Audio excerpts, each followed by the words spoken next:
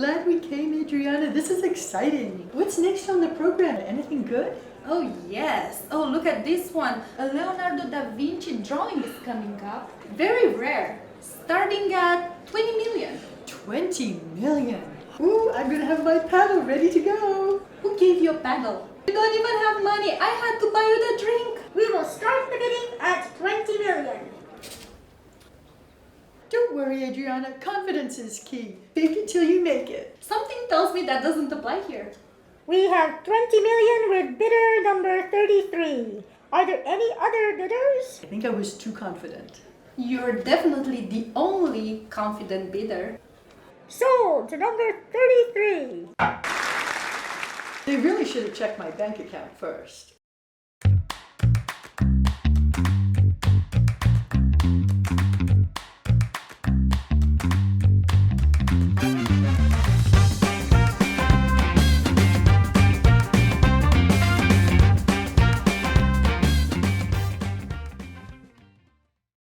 Hi, welcome to Art Adventures. I'm Adriana Eftimie.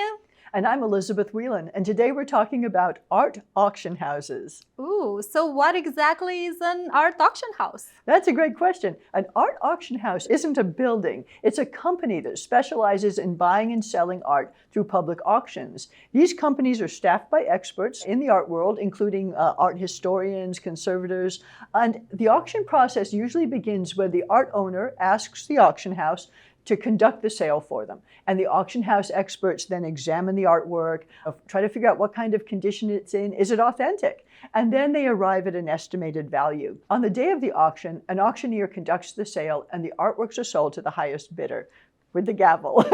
It's pretty straightforward, but there can be a lot of money involved, which means potential for problems. In most cases, auction houses deal in luxury items like fine art and antiques. We often hear of them when a huge sale has been made, like this painting right here.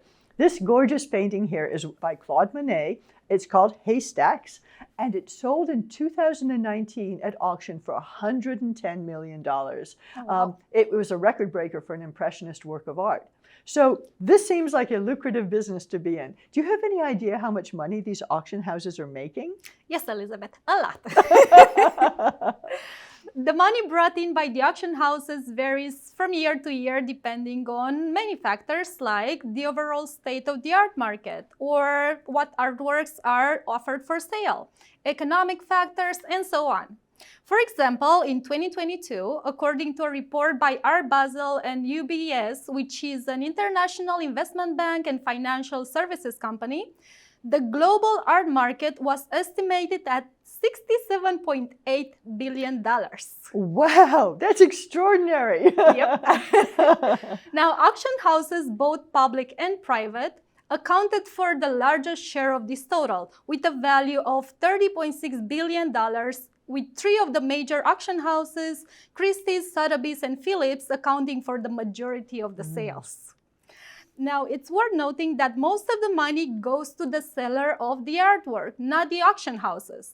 But the main way the auction houses make money is by charging both the seller and the buyer a commission on the price of the artwork, plus other fees. If you're wondering what kind of artwork sells nowadays at the auction house, well, post-war and contemporary art is very hot, followed by modern, impressionist, and post-impressionist art. It's nice to know that contemporary art is being appreciated at the auction house nowadays. Yeah, definitely. So why do people buy art from the auction house instead of buying from a gallery or directly from the artist? Well, there are several reasons, and the first is probably the range of art available. It's much more than you could show or fit into a particular gallery. The auction houses see a phenomenal amount of art pass through. Then you have all those experts on hand, because a person who buys art is not necessarily going to be an art historian. And particularly when you're dealing at that price point, it's helpful to have input of those kinds of experts. And auctions are fun. The tension, the anticipation, the exclusivity, the mistaken bids, all of that is a draw. So essentially, an auction house is a marketplace for people who are making investments of one kind or another and using artwork as their means. The price realized at auction helps establish a market for the art. And let's face it, many people are buying and selling artwork for purely financial reasons. They hope the art will increase in value. Maybe they're using the art as a place to park the money for a future tax donation, or for the status that comes with the very public purchase of a rare and expensive piece. And often it can be useful to the art world to have a public auction. It helps to track the art. Take this painting by Renoir, for example. I will, called Bal du Melin de la Galette. It's a smaller version of the one hanging at the Musée d'Orsay in Paris. A Japanese businessman purchased it in 1990 for $78 million, but caused international outrage, not over the price, but when he said he wanted the painting to be cremated with him upon his death. So the painting is believed to have been sold on since then to a less flammable collector. So you saw me and Adriana messing about at an auction earlier. Adriana, can anyone attend an auction? If we did it, anyone can do it. Now, you can attend as a spectator or as a bidder, although some auction houses may have some certain restrictions in place. For example, some very high-profile auctions can be by invitation only. Or if you have more people waiting to bid than expected and not enough room, well, they will kindly ask the spectators to leave. Oh my goodness. You can attend as a spectator, maybe just for the entertainment. The auctioneer sets the tone of the bidding. Everything moves pretty fast and millions of dollars can fly around in just a few minutes. Wow. Yep. If you are attending as a bidder, well, don't forget to register first. Elizabeth. They probably need to check your bank account to make sure you have the funds. Many clients who participate in art auctions, either physically, by phone, or online, are experienced buyers that are familiar with the process, or they are agents bidding on someone else's behalf. Now, what is the most expensive painting ever sold at the auction house? Everyone's always interested in those high prices because they're getting crazy. One of the most expensive paintings ever sold at auction was Salvator Mundi. This one here, possibly by Leonardo da Vinci. And this painting sold for $450.3 million. Let me say that again. $450.3 million at auction in 2017. It's incredible. The painting is an artist's rendition of Jesus Christ, and the title, Salvator Mundi, means Savior of the World. The painting's high price was largely attributed to its rarity and historical significance, as it's supposedly one of fewer than 20 known paintings by Da Vinci, and the only one in private hands. But was it painted by him? This is what I want to know. The auction house says it is, but not everyone agrees. This painting, possibly painted around 1500, according to the art historians, has a broken provenance. And if you remember from the earlier shows, we talked about provenance being sort of the history, the chain of ownership of a painting from the time it was created. So this painting, its history stops around 1530, but a subsequent chain of sales, if it is the same painting, led to this item being purchased in 2005 at an auction in New Orleans for $1,175 by a consortium of art buyers who thought it might be the original Da Vinci. It was dirty with a lot of overpainting, but they basically took a risk. There are at least 30 copies and variations of the painting executed by Leonardo's pupils and followers. In other words, the original painting, wherever it was, the followers and the students copied that. And those are out there in the art world, and we kind of know where they are. And for centuries, this painting was thought to be one of those copies, mostly due to the overpainting.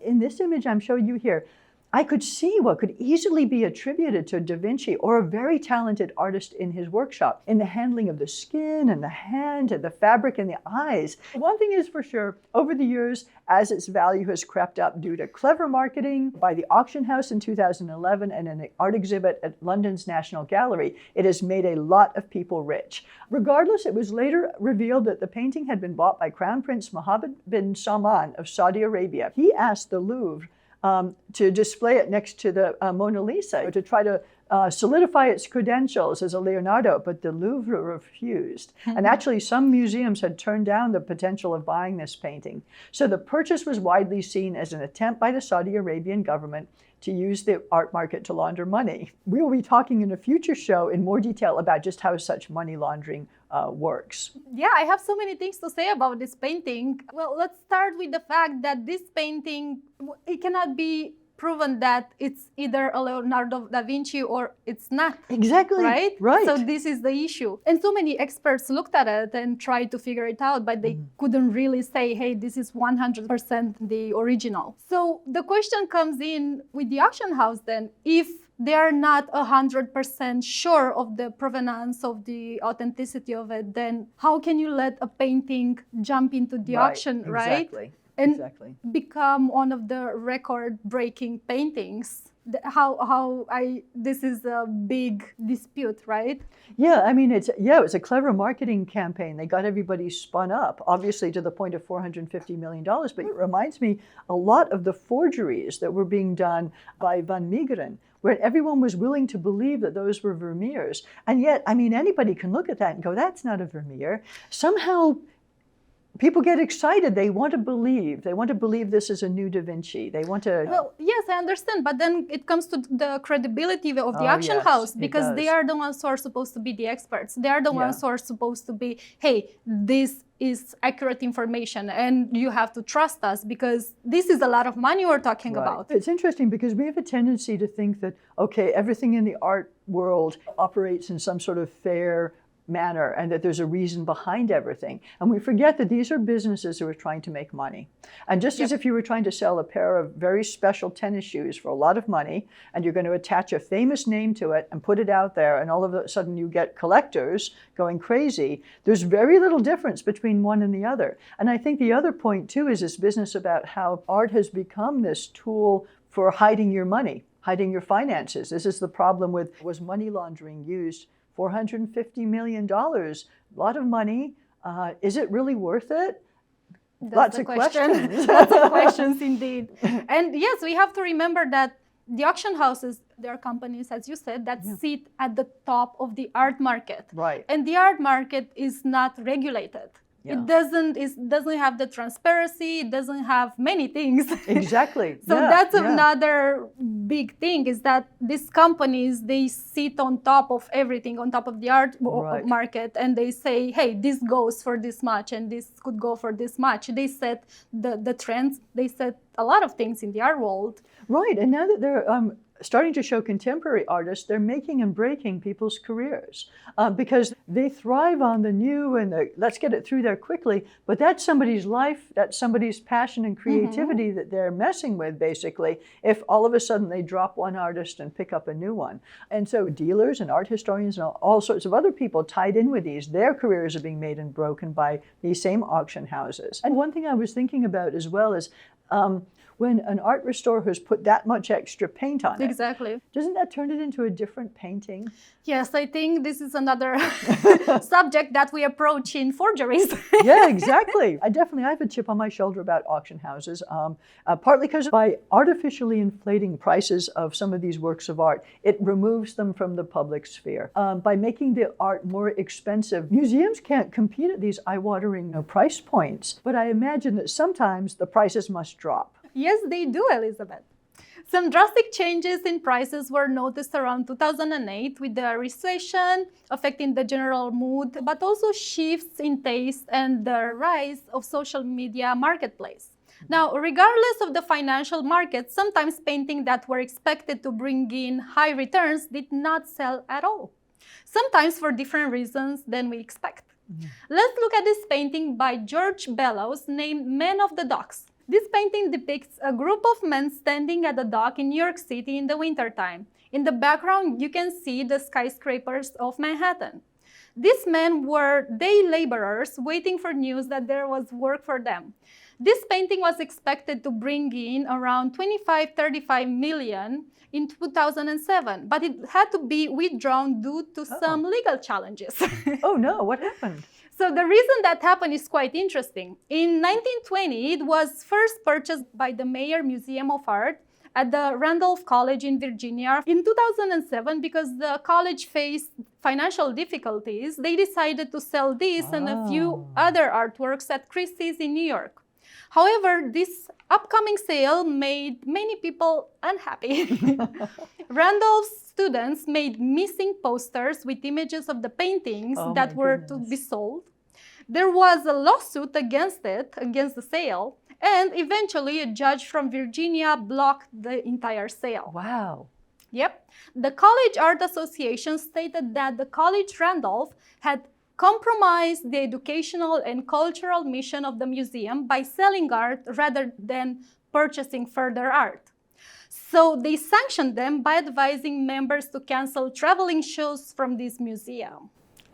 If you're just about to file for bankruptcy, are you going to sell the painting and cover your financial problems, or are you going to keep the painting? Do we keep our doors open and sell a few paintings? It can be a tough decision. It can be a tough one. Well, that's what they decided. Yeah. In 2014, the painting was eventually bought by the National Gallery in London for $25.5 million. Wow. Which I assume it's a lot better than to be on display in a museum rather than be purchased at an auction house and most likely never seen again in a public space. And I love this painting. I do love it too. Yeah, it's great. There are other artworks that get in the auction houses and just don't get the reserve or the starting bid. The situation creates a stigma against that artwork. Potential purchasers might consider that artwork is devalued. And if that artwork comes back on the market, it will be at a lower price. Oh, yeah. Sometimes the seller will withdraw the artwork from the auction last minute if they think it won't sell. It's a way of protecting the potential price for the future. That makes sense. That does make sense. Auction houses and the money they generate seem very distant from the low incomes earned by most artists. And these fluctuating prices can't be helpful, can they? Do you have any thoughts on that, Elizabeth? It's particularly discouraging to most artists who are really busting a move to make a living to see these other artworks going for millions of dollars. And it's like a parallel universe where, how shall I put it kindly, not all of the work seems to warrant the price. So this can be the same in gallery settings, of course, for sure. But it seems that the auction prices have become increasingly atmospheric. And although the market does rise and fall over time, there are some specific reasons that we see art prices increase in leaps and bounds. Artists create works, and then those pieces of artwork become commodities. I know this is a business. So I wasn't surprised to hear, like you mentioned before, that when a client sells a painting at auction, the auction house charges the seller a commission of 5 or 15%. There are photography and cataloging fees, transportation and storage fees, insurance and taxes. It's not really all that different from selling a house or something like that. Yes, that's true. And regarding Salvador Mundi painting, that price of $450 million was actually $400 million was the painting, and another $50 million were the taxes, fees, and so on. Exactly, exactly. And so this business about the buyer's premium as well, the auction house charges the buyer a percentage of the hammer price, which is the final bid amount. And that can be from 10 to 25%. And so you may have just bought this painting for $100 million, but now you owe the auction house a buyer's premium of at least another 10 to 25 million. So here's a little known fact. Art bought as investment via an auction house might never recoup these transaction fees. It's not about the price that was realized, the 100 million. It's that in order to break even, you now need to sell that art for a considerably higher price. You need to cover the hammer price, the 100 million, the buyer's premium that you just paid, and now the seller's premium you are going to pay in addition for this new sale, as well as all of those other charges. So the next time the painting is on the market, it might have to jump from 100 million to 150 million, and on it goes. Because the next person who buys that painting, who wants to make a profit of it, is going to have to move it up maybe another 50 million. And this has so much to do with what we see as these huge leaps in pricing that are made. And of course, the auction house is happy to help with that and create a marketing campaign that that Well, of course. brings it along. They're always happy to sell artwork. Exactly. But I never really understood why those big price jumps happened before. I was like, how can a value of a painting change in just a few years like that? It didn't make any sense. Well, they also have really good art advisors because they know what's hot now and what's going to be hot in a few years. Right. And they know what paintings they will advise people to buy, right? Yeah, and I think actually they're telling people what's going to be hot.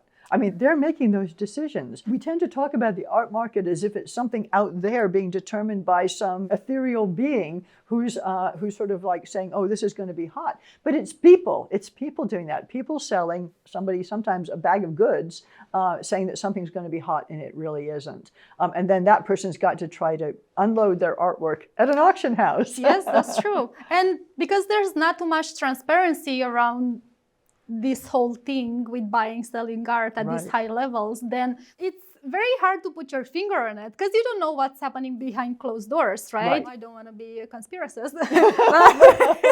Yeah, no conspiracies. No conspiracies. Yeah, so I've been pretty hard on the auction houses so far. But I'm sure there are many people who do work at auction houses who they do so because they love art. Absolutely. They're art historians, the chance to work within an atmosphere which values their expertise. I imagine that on occasion, an art auction house discovers suspicious activities at their auction. So suspicious. Well, Banksy always gives us a show. So in 2018, a painting titled Girl with Balloon by Banksy was sold at Sotheby's auction in London for $1.4 million. Wow. Just moments after the sale, the artwork partially self-destructed, with the bottom half of the painting shredding itself inside the frame. Banksy secretly installed the shredder into the frame of the artwork, which was activated by a remote control. Instead of Girl with Balloon, the artwork is now named Love is in the Bin. Smart. This incident raised suspicions that the buyer may have been involved in fraudulent scheme to increase the value of the artwork. While the incident was not an example of illegal activity in the traditional sense, it revealed the potential for fraud and manipulation in the art market. This artwork, for example, went on to sell for $25.4 million in 2021. Quite a bit higher. Yeah. This incident sparked a wider debate about the value of the artworks and the role of the auction houses in shaping the art market. Now, what do you think about Banksy's surprising stunt, Elizabeth? Well, I thought it was hilarious. Yes, it was. I've seen some pictures of the moment at which the shredding happened and the reactions of the people in the art gallery. It's fabulous. I mean, he hit a home run with that for sure. But absolutely, there's some question there. Not only did the price of that artwork increase by, what was it, $23 million within just a few years because of this stunt. Is that good or bad? Not hard to say. But I was reading up on a really interesting aspect of this, and that is a legal concept called the moral rights of the author. And that gives you certain rights because you're the person who created the work. Basically, it questions whether Banksy had the right to destroy the work as it had just been purchased by someone else. That gavel had just come down. But it's likely that in this circumstance, Banksy would have been able to get away with it if someone did take it to court because he had created the artwork. It's a little bit on the edge there. But if someone else had come along and publicly destroyed the artwork at that moment, they would have been violating the rights of the buyer and as well as the moral rights of Banksy as the creator of the artwork. So there's a lot of interesting legal stuff that happens when little stunts like this are pulled. But I really like Banksy's artwork. I like watching where it pops up, and so of course I'm a little bit in favor of him. Yes, me too. Have there been any other scandals at the auction houses? It seems that with all this money rolling around, they would be like a magnet. Yeah, I think they are. I mean, actually, it was worse than I had thought. There have been several scandals and controversies that have occurred at auction houses over the years. Some notable examples are price fixing. Around the year 2000, the two largest auction houses were accused of engaging in price fixing schemes to artificially inflate the prices of artwork, just kind of like we've been talking about. The companies eventually settled with the U.S. Department of Justice and paid fines totaling $512 million to settle claims that they had been cheating buyers and sellers since 1992. That's for 8 years. Yeah. In 2022, a Polish museum entered a dispute with a German auction house, claiming that this painting, a Kandinsky, had been stolen from the museum in 1984 during an exhibition, and it still had the museum seal on the back. Hard to dispute.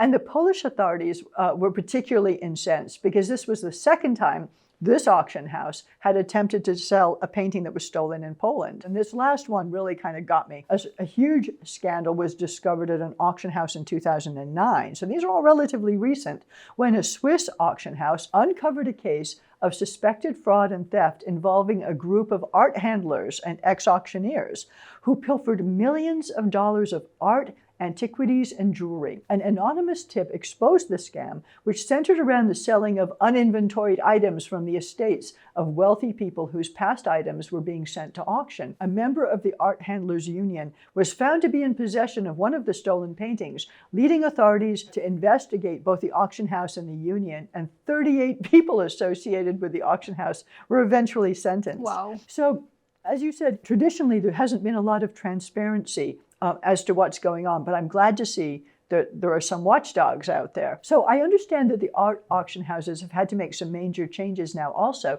not just because of people keeping an eye on what they're doing, but because of what's happening online. The markets are changing. Instagram artists are creating their own markets. And the auction houses have had to get with a program. Oh, yes. Ever since the rise of artists selling and marketing their own work on Instagram and social media in general, art galleries and auction houses have been feeling the pinch. The market for the old masters is not as hot. The auction houses were wondering what to do. Yeah. So online bidding doesn't have the same prestige as being in the room when a piece sells for millions and you feel the anticipation and you're there with them, right? So the galleries and auction houses have been teaming up to bring art by living artists to auctions, which raise the prices that artists can command. This benefits the galleries that represent the artists as they take a large cut of any artwork sold in the gallery.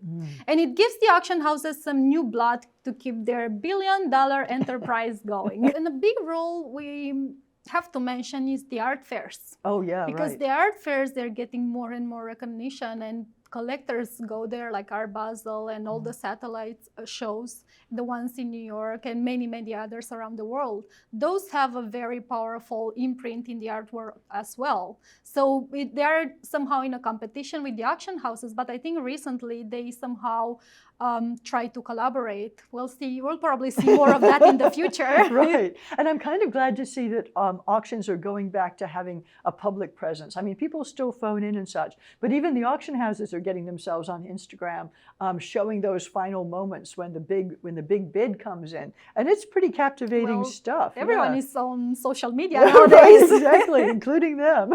Now, art auction houses and their marketing efforts and profits are just one of the powerful forces at work in the art market. They can bring fame and fortune to the artists, but their high dollar stakes also need oversight. Totally agree. And for more information about art auction houses and to see any of these pictures that we've shown you, books and links on the subject matter, go to artadventures-tv.com and you'll find some more info there. Oh yes, and we look forward to seeing you next week when we talk about the value of the art. And if you're a collector, you'll see a lot more of what's behind the closed doors when people set their prices. See you Excellent. next week. Bye, till then. Let's see how it goes. Can you hear me? Hello, hello. What's next on the program? Let me do that again. Let me do that again. I'll do it again. Let me look, Elizabeth. I don't know which one of these white pages are better than the others. I gave you the pattern, Elizabeth. I don't know. I just picked it up. Yes, definitely it's their fault. It's their fault. That's what I... Okay, I'm talking. Okay. Oh, okay. Okay. Right. Okay. All right. Okay. All right. Okay. All right. Yeah.